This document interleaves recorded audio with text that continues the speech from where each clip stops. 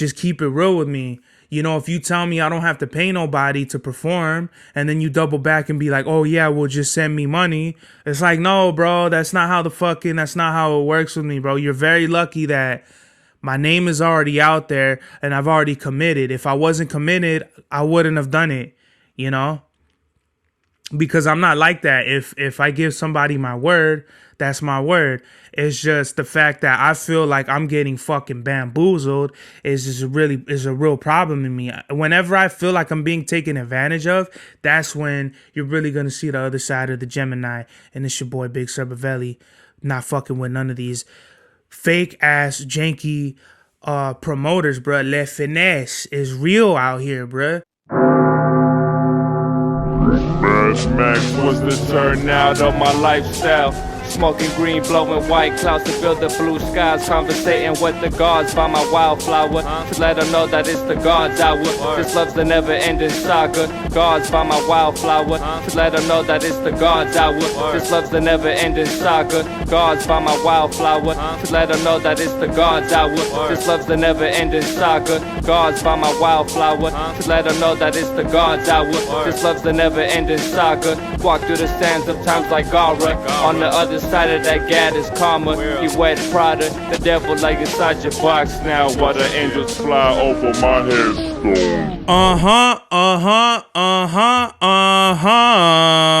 We are back with another episode of the God's Hour podcast with your boy Big Cerbavelli, back in the place to be, La Merca Superior, Palace 81 Studios, live in effect, live and direct, time and time again. Once again, tell a friend, tell your girlfriend for me. It's your boy Big Cerbavelli, and we have just a few things to go over today. So I got the Cinco de Mayo Seattle Mariners hat. You already know that I'm not a fucking fan of baseball or whatever team this thing is, but obviously the S is for your boy Serbs. The White Sox, if anybody was asking, it's not because I'm a Chicago White Sox fan. It's because the S is for your boy, the O is for Ontario, and the X is for the unknown. Yes, the unknown numeral. Shout out to Malcolm X. I think it was Malcolm X Day the other day, something like that.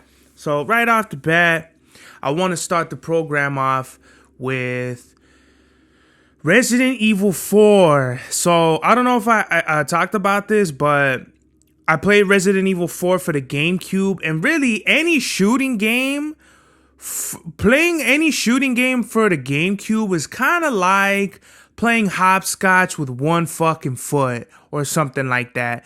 Resident Evil 4 is really not a game you should be playing, in my opinion, on the GameCube, on the Wii. I think it was on the Wii, but it's really a game for you to be playing on either the Xbox or the PlayStation.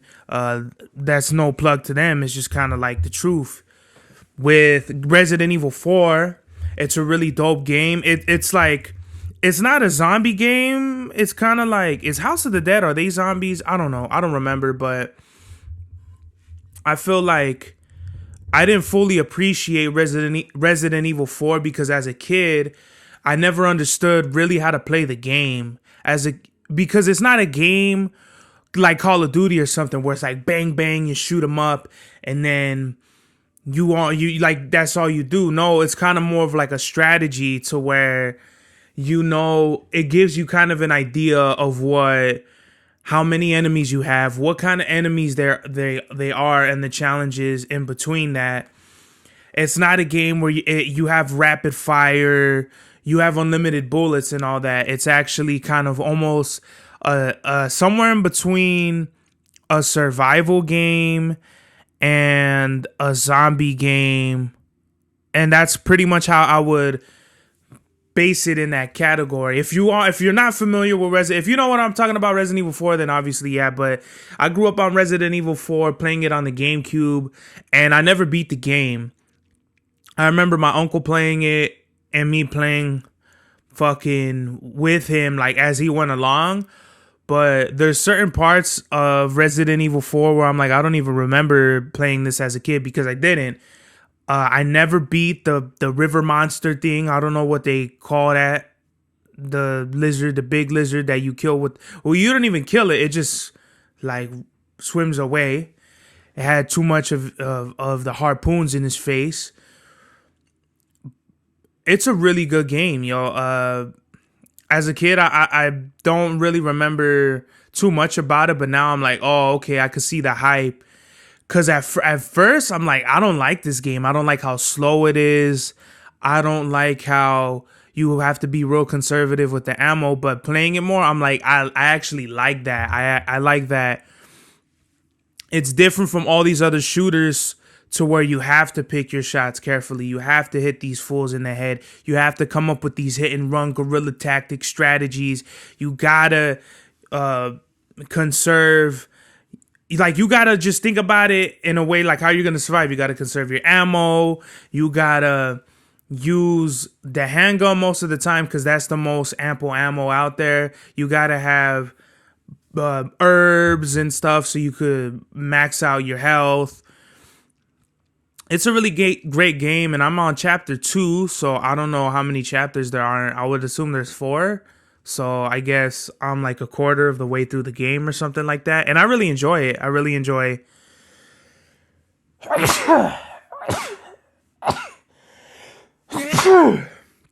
I really enjoy sneezing on the fucking podcast. It's become a thing fucking now.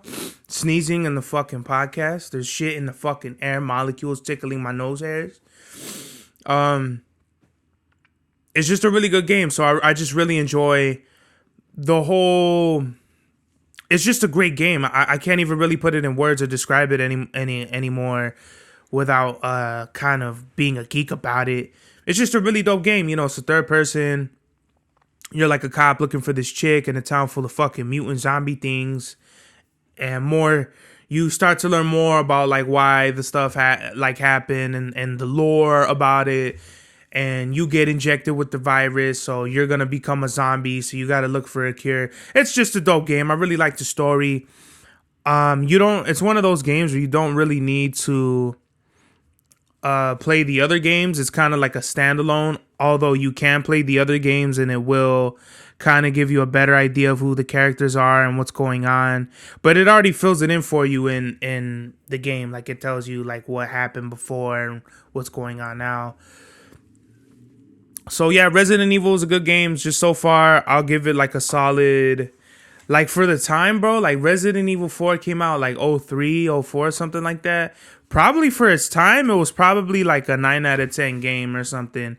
Now, holding up versus the other games, you know, obviously the score would drop lower. But thinking of the times and all that, I would say it's like a 9 out of 10 game. Because you got to think Halo came out. Halo 1 came out around the time Brute Force, which is like a slept-on game in my opinion. Which is kind of the opposite with Brute Force. The only thing that's kind of the same is you have limited amounts of ways to heal yourself.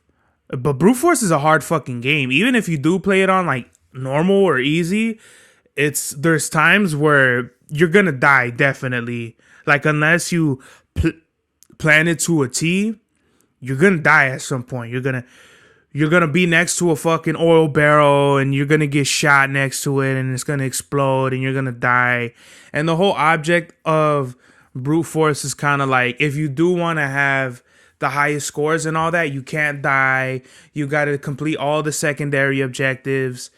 And there's just like some missions, there's just hordes of enemies that come at you. And you have to just gun them down like silly with whatever you have. You have the whole squad. You got the sniper, the trooper, the shock trooper, the espionage, the heavy machine gunner aspects of the team, and you got to utilize that. And here I am geeking out about the games, but I'm just trying to give y'all like a good picture of like the games around at the time. Gears of War, I think 1 came out around the time. God of War came out around that time.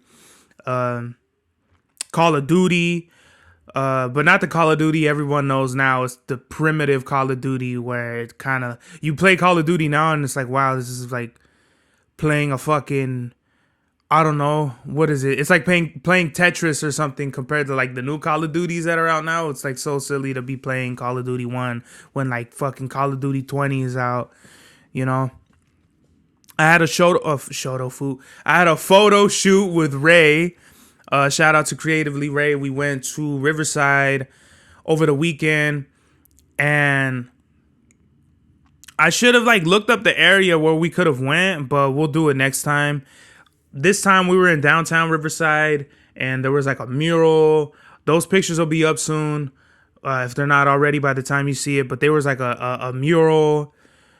There was like a garage we went in with like some astronaut and weird space, kind of like, what's that, Blade Runner type aesthetic paintings. This Chinese temple, which was really dope. I felt like a superstar out there with the Mexican flag. I pretty much had this attire on, like the shirt, the hat. I don't know, the cream hat with the cream tee is kind of, it matches. So that's pretty much what I went with. And the Mexican flag over my face. I felt like a superstar where people were just like, who is this fool? Like, what does he do? You know, it was just really dope. Shout out to Ray again. It was really fun. I really like working with her. You know what I mean? Not many people are out there that are really artists, like for real. Like they take their craft seriously. Ray really, I could tell she really loves it. You know, it's not about money. It's not about fame or views or anything like that. With her, it's a genuine thing. She loves the art, and she's down to make content, and I feel like I'm the same way. So any chance I get to support Ray, I will, because you know she's dope. She's dope at what she does, and she doesn't slack.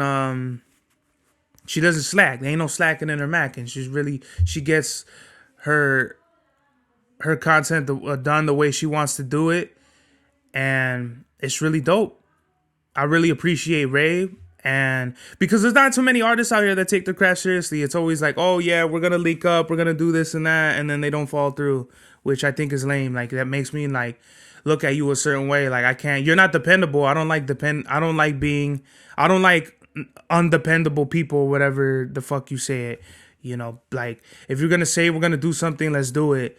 You know, don't try to half-ass it. If you're about something, be about it. Don't be like, oh, well, I used to rap, or like, don't tell me you're a rapper, but the last song you made was like a year ago or some shit like that. Like you're not a rapper. You rap at some points, but that don't make you a rapper. You know what I mean? Ray's like a real artist, to where we go out there, we take flicks, you know, when it looks like a fucking movie, and she's got all these things going on. You would think it's the opposite, to where she would tell me or anybody else like, oh, I'm busy, I got this, I got that going on.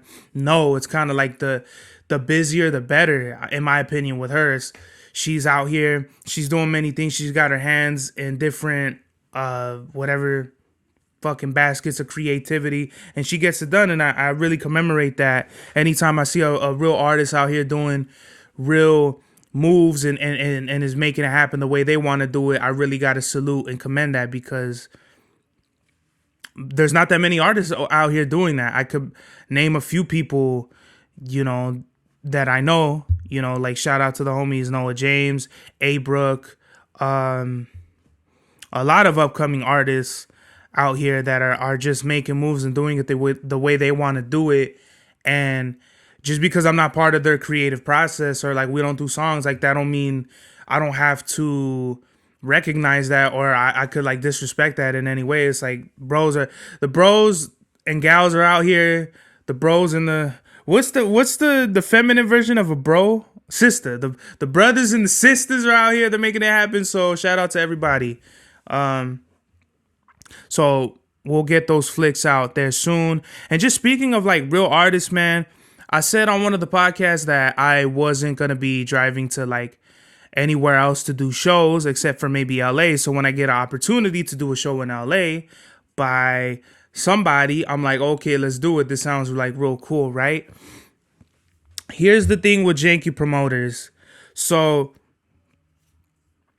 the homie, I don't really want to say like we're homies now at this point, but this guy, he was the middleman between me and getting but he was the middleman between me and the promoter for the show. So he's over here trying to get me on the show, and he's telling me it's $100. So I'm like, fine, I can't pay $100 right now flat. I could do it like, half here, half there. And he's like, cool, just send it to my wife. And when he said send it to my wife, I was like, that's a little weird, Why am I sending fucking money to your wife? So right off the bat, I was like, that don't make any fucking sense. I hit the promoter up. I say, yo, do you charge people? Like, are you charging people to do your show? And he's like, yeah, I'll charge him. But, since you know the guy, you don't, like, it's free for you. And I said, well, that's funny because he's like over here trying to charge me. And he's like, nah, don't pay him. So the middleman, I told him, I was like, I'm going to need my money back, bro. Like, the promoter just told me it's like, I don't have to pay. And so he's blowing up my phone with 100 messages talking about, I have the power to put people on. No one knows you type shit. And that was very disrespectful to me. I didn't answer or even look at. He sent me like voice messages. He probably sent me at least 50 messages with voice messages that I didn't even care to even listen or like read. But then he hits the promoter, and then the promoter comes back and tells me, he's like, oh yeah, I didn't know you guys had an agreement already. So since you sent him half, just send me the other half. I'm like, you just told me I didn't have to pay. Like, what the fuck is that? And he's like, oh, well, yeah, so that was before I knew you guys had an agreement. So if you're not going to pay the other half, I'm just going to take you off the flyer. So that really was like, wow, bro. I already told people I was going to be playing in LA and shit like that. So honestly, to be honest with these janky promoters, man, I'm never going to do this shit again where people ask me, do I want to do a show and I don't know the promoter or something like that. I gotta know the promoter. I gotta be hooked up with these people because these fucking slime balls out here, they just want to take your fucking money. They don't care about you. They just care about themselves. And they could really give a fuck about if you're an artist or not. They could really care less about what you got going on. A lot of people are out here for themselves, and I don't want to do business with those people. I only want to do business and create with people, like-minded individuals that want to do, like, that want to look out for me in a sense to where they don't have to be looking out 100%, just keep it real with me. If you tell me I don't have to pay nobody to perform, and then you double back and be like, oh yeah, well, just send me money. It's like, no, bro, that's not how it works with me, bro. You're very lucky that my name is already out there and I've already committed. If I wasn't committed, I wouldn't have done it, because I'm not like that. If I give somebody my word, that's my word. It's just the fact that I feel like I'm getting fucking bamboozled is a real problem in me. Whenever I feel like I'm being taken advantage of, that's when you're really gonna see the other side of the Gemini. And it's your boy Big Cerbavelli, not fucking with none of these fake ass janky promoters, bruh. Le finesse is real out here, bruh. And to all the upcoming artists, man, like, really take care of your business and really watch out with these janky ass promoters, cause shit is real out here. A lot of people don't give a fuck about music for real, in the sense that they're not looking out for you. They don't want to look out for you. They're just looking out for their own business interests. So what I'm going to do is have very minimal promotion, do my fucking set, and leave. And I'm probably not going to come back because they've already shown me their true colors. It's like, not only is the promoter a snake, but the person I work with, he's a snake too. And he wants me to do a song with him. I highly doubt that it's going to happen.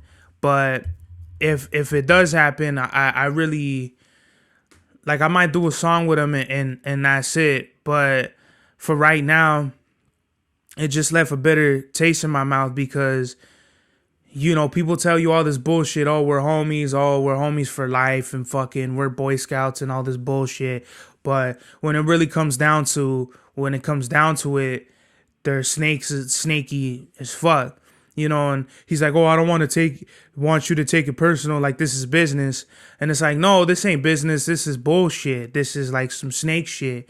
If this is any business, if this is any sort of business, it's shady business, and I don't want to be involved with it. Why can't you just be 100 about it? Why can't you just tell me the promoter, like if you're gonna vouch for me all the way. Don't try to snake me and be like, "Oh, you gotta pay me so you can go up." Like, "Oh, I make the power plays." You don't make the power plays. You're a fuckface little pipsqueak from wherever the fuck you are, and you just decided that you would try to fuck me over, backstab me, and think I'm not gonna find out. Like, if there's even a hint of some something in the waters, like I'm gonna go find it and I'm gonna go see what it's about, and that's always been me. But besides that, I'm getting ready for the show, so I already have the set. I'm gonna be performing Mama Said, Southside Story, and then I already forgot the rest of the set. But it's gonna be some good shit. Macarena, Pocket Rocket Change. Most of like half of it is like short songs, and the other half is like longer songs. Unorthodox, Glocks, and Sunshine. I'm gonna end it. And I hit Mufasa up too, and I told him, I was like, "Yo, I'm gonna perform Sunshine." He hasn't hit me back. So Mufasa, man, I love my cousin to death, bro, but like, I don't know. Maybe he's going through he's in Funky Town right now, and he's like going through it, which I totally understand. I've been through it more than once, twice, three, more than 9 times, you know what I mean? So I totally understand it, but it's kind of like, answer your phone, bruh, you know what I mean? You can either say, "That's cool, that's dope," or, go fuck yourself. Either way, no answer is an answer, and I feel like that's worse than like any other answer, but anyway, we're gonna see what it's about, man. I'm excited. I'm not excited about getting janked over. Pause. But I really want to see what it's about. There's a lot of artists there, so the good thing about that is I know I'm gonna be in LA for the first time, and LA is gonna really see me for the first time, and that's really what I care about. Like, more than anything else, I want the people to see me. Like, I want to represent the city, represent the IE, and just like everything about, like, I just want to represent to the fullest in Los Angeles, because Los Angeles is so oversaturated. You got to think, bro, how many people live in LA and how many people are artists? It's like everybody. There's people not even from LA that are artists in LA, you know what I mean? And I don't know how the fuck that works. I don't know why people think they're going to show up to LA and just become this big crack-a-lacking thing, but it happens. People just come from all over. Like in New York is the same way. People go to New York to try to make it, and sometimes it does and sometimes it doesn't. I'm not trying to knock anybody. I'm just saying, like, it's a roll of the dice, and I'm not going to do that. Like, I'm not going to drive all the, like, bro, going to LA and back, that's like half a tank or something like that. You know what I mean? That's an investment to be going to LA and doing shows and shit. And I don't want to sound like I'm crying about it. Like, if you want to go and do that, by all means, do it. Like, if you want to grind and that's really what you want to aim for, go, bro. Like, I ain't gonna stop you. But me, myself, personally, on my journey, I'm just more focused right now on making music, and because I don't have performance music. That's the thing. Like, I don't have the music that the mainstream peoples like that listen to the Futures and the G-Funk and the Tigers and the YGs, the LA Sound, the Dracos and all that. I don't make that music, so I don't go out there expecting to be this big superstar. I'm just gonna go out there, and whoever resonates with it. I'm not setting my expectations low, but you gotta be real about where you exist in your little, facet or your little enclave in the scene or in your sound. Like, I don't make these poppin' ass hippity dippity raps. I don't make the drill. I don't make none of that. In my set, I do go from kind of like more Poppy or like Sunshine is like a real, it's straight hip hop, but it's more like palatable. Then we have like Unorthodox Glocks, which is more triplet flow, kind of like, 90s Memphis type sound. And then we have it's straight hip hop, but it's just, what I'm saying is like I got different pockets in the sound. It's more old school, obviously. Old school is like such a corny term to me, but it's just like, that's just what I like. That's what I resonate with, and that's what I create.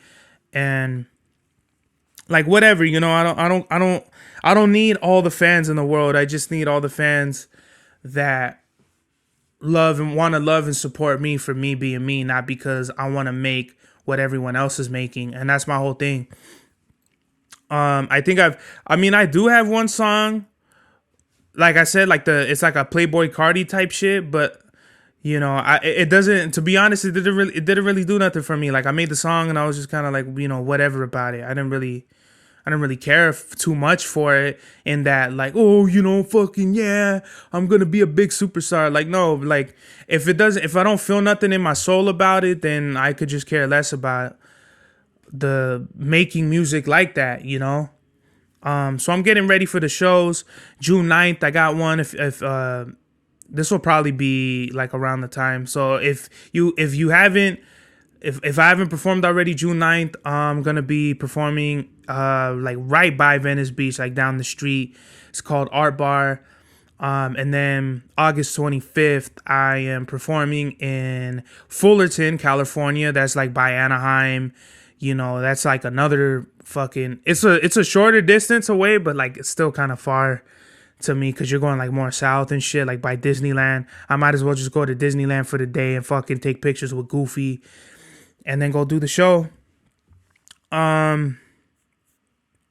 So I don't know why my dog is not going up the stairs. Fuck all this other shit that I'm talking about. My dog, he goes up and down the stairs all damn day. He jumps on the sofas, but now I don't know what it is. Like, he'll just look at me from like the third to the top stairs. Like, there's 2 more stairs and he's just looking at me like, I guess I'm stuck. I'm like, bro, like, come on. Like, you got 2 steps, bro. Like just finish that shit. Like, just hop your ass up here. And he'll look at me and he'll fucking go down and shit. He'll go down the stairs and then he'll fucking go back up again.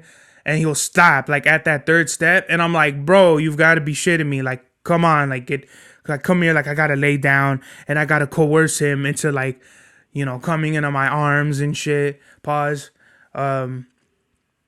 But I love my dog to death. He's just, I don't know. I got to call the vet because I think he's too old. Like, every day he jumps off of the bed onto the ground, and I don't know if that's like fucking his joints up or something like that, but I want to consult that with my veterinarian or whatever the fuck they call him.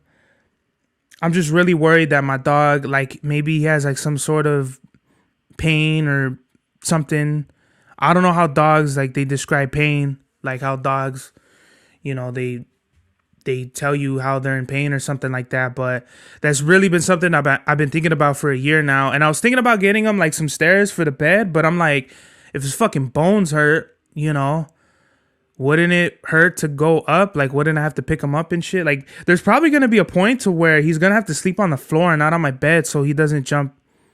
That's probably what I'm going to have to do, is just fate. Like, I have a whole bunch of shit by my bed, and I'm probably just gonna have to clear all that out and put his bed there, or just move all the stuff I have over here. That's probably what I'm gonna do. Make it easier, just take all that stuff out and then put his new bed right there. Cause I love him to death, but I'm just worried, he's almost 11, he's 10 and a half, and I don't want him to hurt himself or anything like that. So just real like, I don't know. Kind of breaks my heart that like, I never thought he would get this old. Like, I never had a dog this old. Like, 10 years is a long fucking time. I think the longest I've ever had, like, dog, I think was like 6 years. It was either Chico or, I think Chico was only like 5 or 6 or some shit like that. I don't know. I don't remember. But Presley's lived this long because I've always taken care of him. Even like the 9 months I was away, at my grandma's house. I don't know like what happened to him or whatever, but obviously he's still here.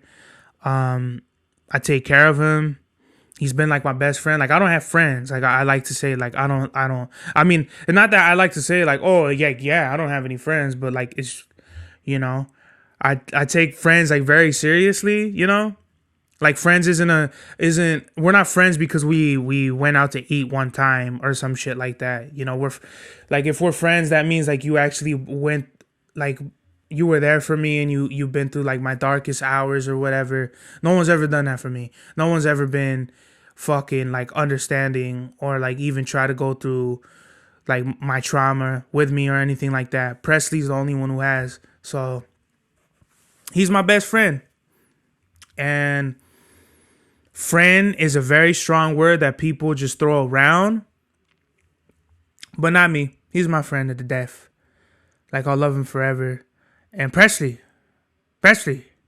you good? What's going on? Presley, why are you just like, he's like breathing heavy and shit. You alright, buddy? Jesus, you're freaking me out over there. But, yeah, he's getting old. So I gotta watch out. Just thinking about it gives me fucking anxiety. You give me anxiety, boy. Because you're doing weird shit now in your old age. But I've literally had him like almost half my life. Like for sure over a third. Like maybe, what's after a third? 5/8? I don't know. My pop bought an M1 rifle. I don't know if I talked about it already. I'm probably not going to show it on the podcast. But it's not an old rifle because they're reproducing it, but it was originally came out in 1971 during the Cold War. And no one really knows about it. Like obviously everyone knows like the M1 Garand or the M16 or the AR-15 or stuff like that. People don't really know about the M1A. It's basically the semi-automatic civilian version of the M14, which is fully automatic. And it has a big caliber. It's a 308, 762 by 52 round. The rounds are really big. And we took it over the weekend to go shoot it, but we took like all our straps with us, but the fucking wait was 3 hours. And I knew this was going to happen. I thought we were going to have to wait like 1 or 2 hours at the max. But 3 hours, I told my dad, we're not going to do that shit. We ended up going to this steel shooting gallery, which was really fun. And what is it? It was really fun. Like just shooting in the shooting gallery was kind of like, it just made me like notice I fucking suck at shooting, you know?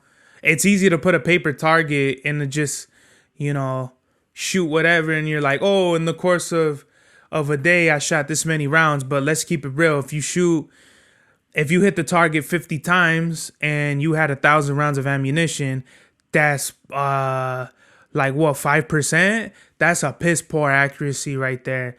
And for the first time though, I was shooting one-handed and shit, and I was hitting them like a lot of the times, and I was proud, you know what I mean? Because you're the ping ping and fucking that lets you know. So pretty much out of like a 9 rounds, I was hitting at least 2 on average, at least 1 to 2 out of 9. So that's still like almost 10%. But hey, for the first time at the gallery, it was really fun. And granted, I had a body, you know what I mean? My pops was aiming for them steel rounds, you know, or the bowling pins. And while we were shooting, this dude next to me, he was shooting too, and he's like throwing lead. Like there's like freaking lead on my arms and on my face. And I'll never forget, dog, a piece of shrapnel hit my head. And I will never forget because I just felt the hot sting on my forehead. Like it was just like it wasn't real. Like I wasn't in pain, but it was like it hurt. And I was like, what the fuck? And I think either it's stuck. I want to say like it hit my head and it got stuck on my forehead or something like that. And I looked and it was a piece of metal. And I was like, yo, this is literally a fucking ricochet. When you fire around and it hits a target and you hear the or like the it's like a really peculiar sound that you can't really replicate. At least I can't. But whenever I hear those things, I'm like, oh shit, like, because that could have been your ass right there. Like, you get hit in the head with a piece of shrapnel and you're fucking gone. Like, you know, like, it's like getting hit with a piece of hollow. You know, there's no telling what the damage could be. So I don't know. I'm kind of iffy about that now. Now I feel like I have to fucking wear a whole biker's helmet and shoot, like if I'm part of the SWAT team or something, because I kind of don't feel safe. When I got hit in the head, I was like checking my head, like, am I bleeding? I wasn't bleeding, but the fact that I hit something from, like, let's just say 25 yards away and I got hit in the face, it kind of scared me. Like, I'm like, fuck this shit. Like, I don't want to do this. But whatever. Like, I don't care. I have fun. But with my dad's M1, we didn't get to shoot it, and he didn't know how to rack the slide, because you're supposed to the slide, you know, closes when you have a loaded clip in. And my dad, he had a flathead screwdriver, and he's over here trying to close the slide, and he already scratched it up before he even fired a round through it. I was like, fuck, Pop, you already scratched it the fuck up. He was like, don't worry, it's okay. So my dad's hilarious. And we just had fun, man, over the weekend. Me and my pop, we got to clean the pond. The koi fishes look beautiful. Like, we set up a new filtration system, better pressure, more oxygen. It killed almost all the algae, the UV lights in it. And I think I talked about it on the last podcast that we're like koi wranglers and shit, koi cowboys and shit. So definitely thinking about getting some new a new logo done with koi fish. Nobody steal my idea. But our koi fish are beautiful, man. At one point, we had like 18 koi fish, and now we only have 13. And it saddened me because after Athena died, it like really bummed me out. I was like, wow, like, you know, that was like my favorite fish. Athena was like a monster. She was so big. And now we have the other one, which is big too. And that's the only big fish that we have. But we had a lot of fish. Like, I want to say, though, that like Athena was probably 10 years old at least. So I know for a fact that one time we had at least a dozen fish in the beginning. And I want to say, like, the out of all them, the original one survived the biggest one we had, because I want to say he had babies. He or she had babies at least 5 years ago, and there's like bigger ones. And you could kind of tell like our other koi fish had babies, and they're within like a year because they're like very small. So I told my dad, I was like, they had fish, but we just never knew. Like, we never knew because the fucking pond was always green. So we never got the chance to know who or when it happened, but you could kind of guesstimate. So, I want to get a black koi fish, and, just see where it goes from there. We have 13, and I do have the koi fish video. I don't think I ever published it on YouTube though, so I gotta look back and see what I named them all. At least 5 of them are gone, rest in peace, and maybe I'll do some artwork for them or something to commemorate their spirits, because I really love my koi fish. I really love guns. And the message of the day, man, is just really simple, man. Be straight up, be real. Don't be this fake fucking phony. Don't be out here with a persona. Don't be out here trying to fake the funk like, oh, I'm this tough guy, this gangster, this popular fool, because people see right through that. If I could see right through it, other people can too. It's not a secret. Live your life keeping it real, like with integrity and just a certain morality. Like, you don't have to be a righteous fucking knights of the fucking, you know, knights of the round table. Like, just be straight up, bro. Just keep it 100 with people, because you're going to burn a lot of bridges doing some shady shit than you would otherwise. And with that, this is the God's Hour. Max was the turnout of my lifestyle. Smoking green, blowing white clouds to build the blue skies. Conversating with the gods by my wildflower, to let them know that it's the God's hour. This love's the never-ending saga. Gods by my wildflower, to let them know that it's the God's hour. This love's the never-ending saga. Gods by my wildflower, to let them know that it's the God's hour.